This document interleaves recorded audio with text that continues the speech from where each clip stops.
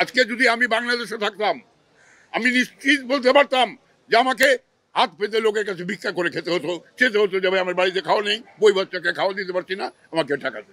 আমি প্রশ্ন রাখতে চাই প্রিয় সাংবাদিকদের কাছে যে কজন লোক একেবারে নিশ্চিত করে বলুক যে আমার খাওয়া দাওয়ার একেবারে নিশ্চিত ব্যবস্থা আছে পরের দিনের বা এক মাসে? নেই।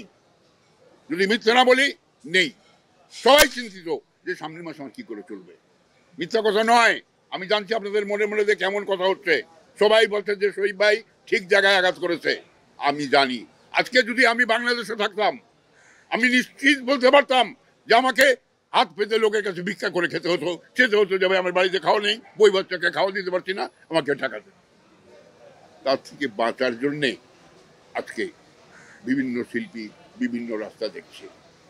শুধু ফিল্ম নয়, টিভিরও বহু শিল্পীকে আমি দেখি নিউ ইয়র্কে, বিভিন্ন জায়গায় আমি দেখছি তারাও চলে যাচ্ছে। কেন? একটি কারণ যে এখানে একেবারেই আনন্দ বিনোদন বা নিশ্চিন্তে